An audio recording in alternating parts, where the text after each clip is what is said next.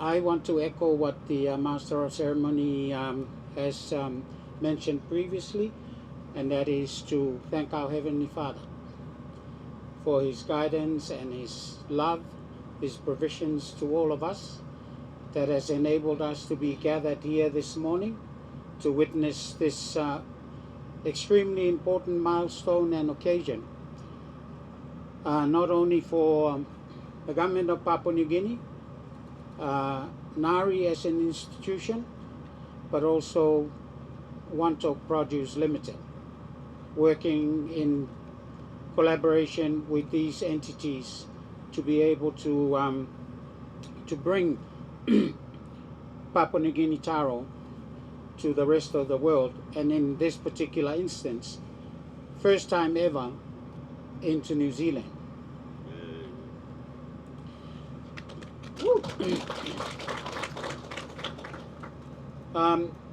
There has been a few figures that have been mentioned this morning and statistics, all of which are very true. But in New Zealand in particular, there's about 382,000 Polynesians, or people of islanders.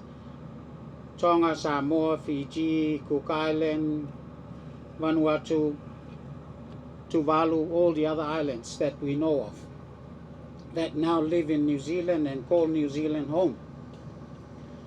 And as you know, we in the Pacific like to have our own things our own way. We have our own cultures. We have our own food that we prefer to have.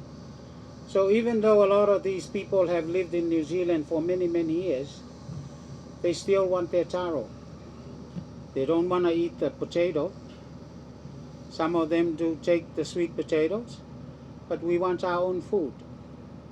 So the aim of this collaboration here between Wantok Produce Limited and NARI through the NARI Enterprise Limited is to be able to commercially produce taro, and so that we are able to fulfill the market that we know we have no share in at the moment. Right now in New Zealand, 76% of the market is controlled by Fiji. And that's because they've been there for a long time.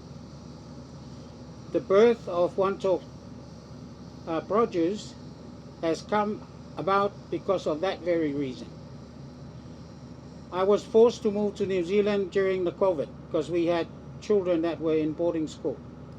And as I sat there, I saw every day how the passion of the island people in their food. And I didn't see any PNG taro. There's a little bit of PNG coffee, but nothing else from Papua New Guinea. And I know I have lived in Papua New Guinea now for 45 years.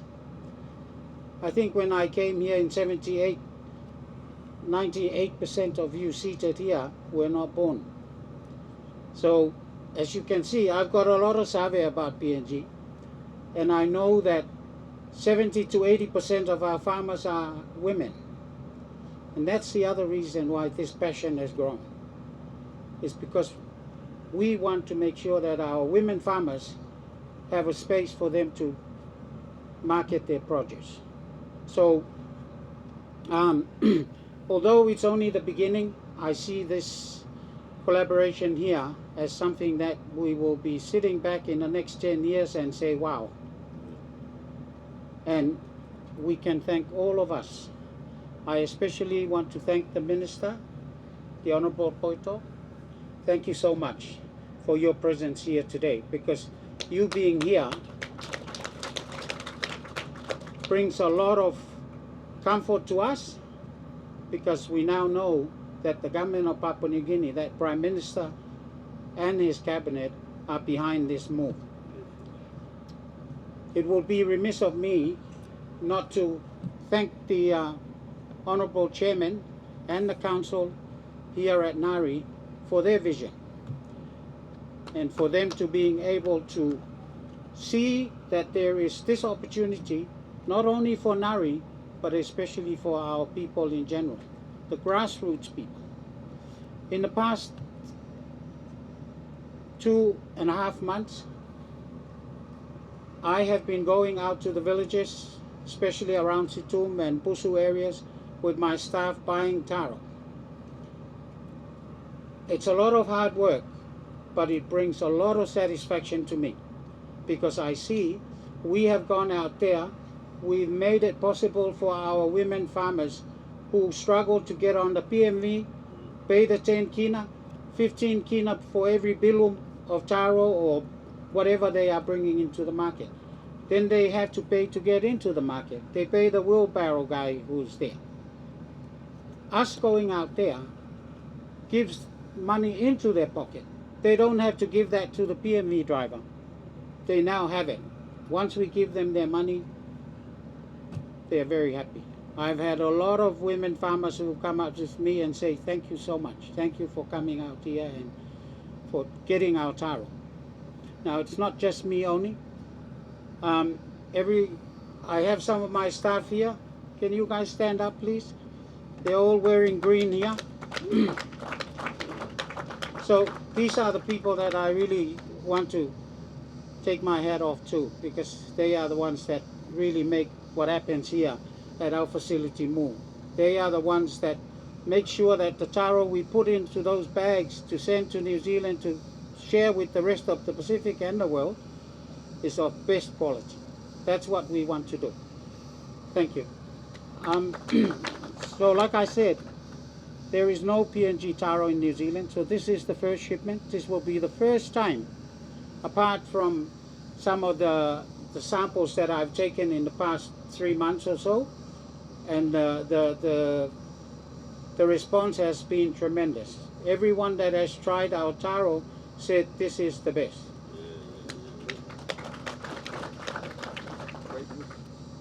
Some people, when I told them about what we are planning, they said, oh, is your taro as good as the Fiji taro?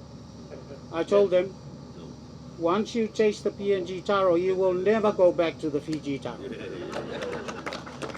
I know my Wantok is here, she can get angry at me after, but we have to speak the truth sometimes too. Anyway, I know it's very hot, so I'm not going to take up too much time, but I just want to again thank the Minister and Government of Papua New Guinea for their love and their support. This is not about Wantok Produce, it's about our farmers and our communities. Thank you again to Chairman and the Council here at NARI. Thank you to the Director General. He's a man of passion. Once he knows that there is value in something, he moves ahead. And I'm so glad. You know, there are many times when we think about doing things, but it's not our timing, it's the Lord's timing. And I think me coming here coincided very well with Dr. Simbic and becoming the Director General. And I think if someone else was here, perhaps I probably won't be standing here today sharing with you. So thank you so much. Thank you so much. Again, thank you to my staff. Thank you for your passion. Thank you for your hard work. Sometimes I have to chase these mothers home because they want to hang around here, and I chase them home because I know they've got children and husbands to look after. But I thank you so much for your dedication. Not just mothers, but there's a few men as well. We hope that our workforce will grow in the next few months.